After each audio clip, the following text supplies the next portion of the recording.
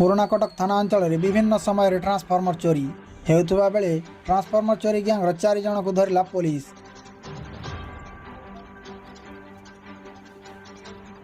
बौद्ध जिला पुराणाकटक पुलिस को मिली यही सफलता। सूचना अनुसार पुराणाकटक थाना अंचल गत किछि दिन हब लगातार भाव 9टी विद्युत ट्रांसफॉर्मर चोरी होता। नहीं स्थानीय लोक विद्युत विभाग को जणाइबारु विभागीय कनिष्ठ जंत्री थाना रे लिखित अभियोग करथिले। पुराणाकटक पुलिस उक्त घटना को गंभीरतार सहित तदंत करी 4 जन अभियुक्तों को काबू करिबारे सफल होइछि। अभियुक्त माने हेले गुंडुरीबिड़ा ग्रामर प्रवीण प्रधान, 4 छकर जगन्नाथ जेना, पुराणाकटक भिकारी साहू, बौद्ध थाना अंचल प्रवीण प्रधान बोली जना पड़ी।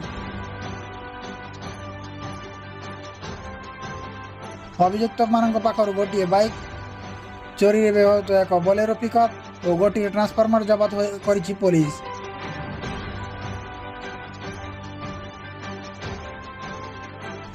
सेमाने 8टी ट्रांसफॉर्मर बिक्री करिथिबा कथा पुलिस आगे स्वीकार करिसेंती।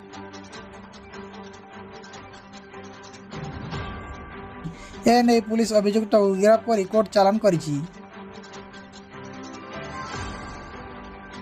तेबे लाइन कटिले तुरंत ट्रांसफॉर्मर पाखक जाई जांच करने को पुराणाकटक थाना अधिकारी रंजित कुमार मुनि जनसाधारण को परामर्श देइछंती। ब्यूरो न्यूज बौद्ध टीवी।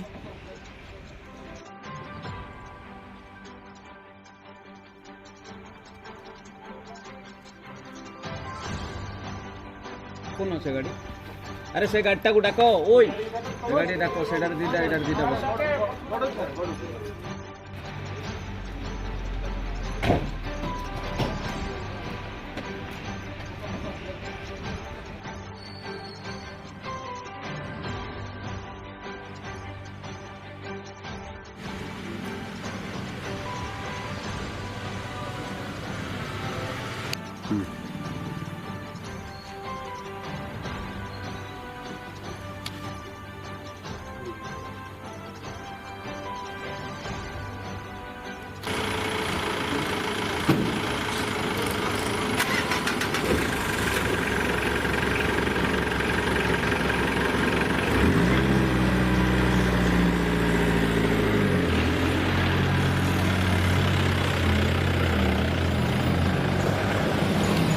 कौन से गाड़ी?